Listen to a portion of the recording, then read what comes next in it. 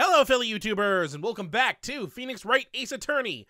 On the last episode, Lana took the stand, and she explained that everything that we had talked about with Emma being the real killer was a lie, and that it was all her, and that the only thing that she really did was put the piece of the knife inside his back and move the body. But what did we mention? We mentioned that the unstable jar that she said had already broke needed to be not broken when Marshall died, so that she could wipe it away, get the message away. So she's about to testify again, and we're going to find out what that means. I immediately noticed the blood traces on the jar, but it was dark in the room, and I didn't have time to check it out. To be safe, I wiped away the blood. The fragments were large, so I'm sure I got them all. All I could think about was wiping them clean before they were discovered.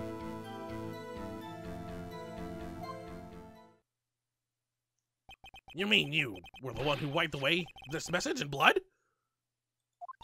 I wasn't chief prosecutor at this time. She didn't think Dirk was the real murderer. That's why she tried to erase the real evidence. Very well. The defense may now begin its cross-examination. This episode's going to be very short. I just realized this. Uh-oh. Let me see if I can find another spot to end it.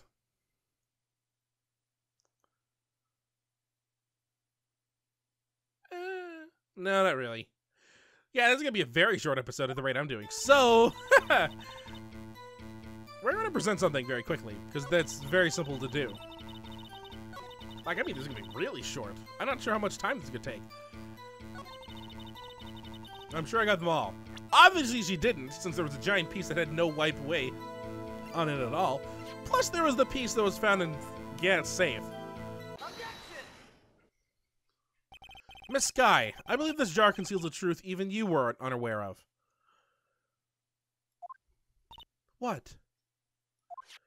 We found the final piece of this jar in Chief Gant's safe. In the chief's safe? But how? I knew it! She really didn't know. There's something even more disturbing about that final piece. There was still blood on it. But the witnesses testified that she gathered every last piece and wiped the blood off of them. Yes, which leaves us with only one explanation. On the night Prosecutor Marshall was murdered, you were not the first one to show up on the scene. Chief Gant got there before you.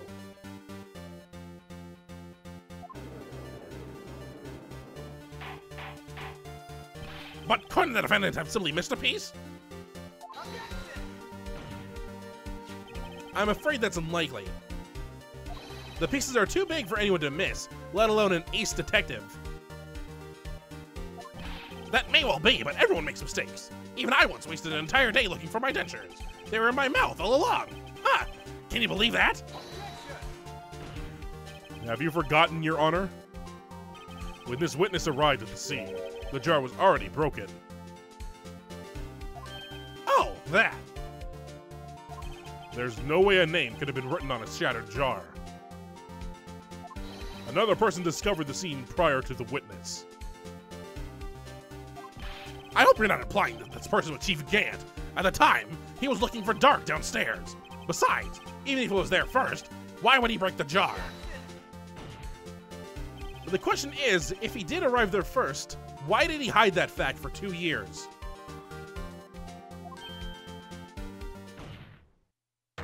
Well, Your Honor, can you answer us that? Who are we prosecuting right now? Or questioning? Are we questioning Lana or are we questioning the judge?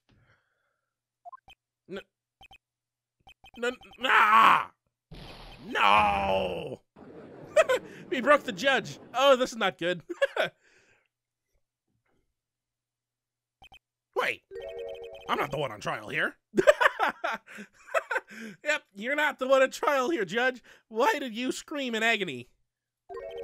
Damon Gant arrived at the crime scene prior to the witness. He proceeded to break the jar and purposefully hid one of the broken pieces. Question: what is this action called? Fabrication. But why would Chief Gant do that? In light of what happened afterwards, isn't it clear? What happened afterwards?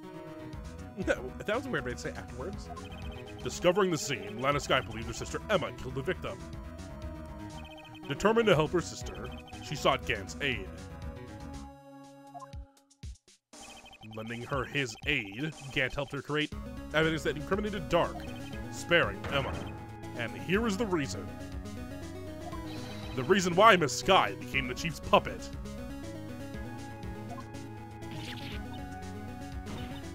No, I did it on my own. Please, sis, stop trying to protect the Chief.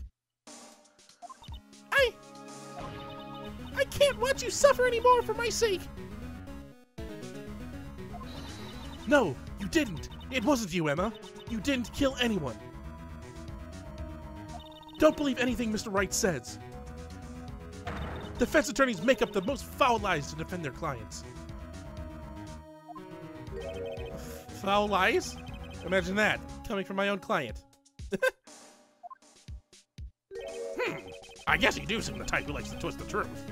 How many people have I gotten not guilty verdicts for in the last year? 4? 5? About to be 6. Wait a minute. What if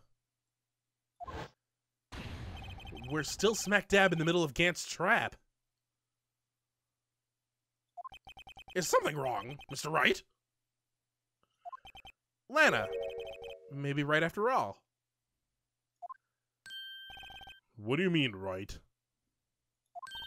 So, you do tell foul lies then, Mr. Wright? Miss Skye, please testify once more. But if evidence was fabricated behind your back, then Emma's accidental killing of Prosecutor Marshall might also be a lie. But I do remember knocking over Mr. Marshall. Miss Skye, if you will. I can't.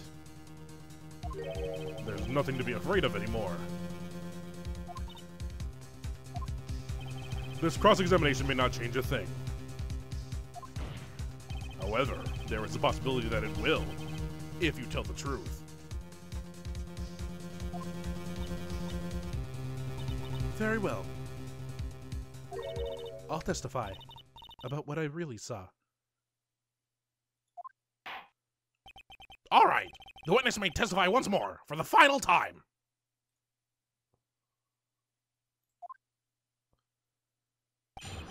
Actual crime scene. And this is the actual last testimony of the game.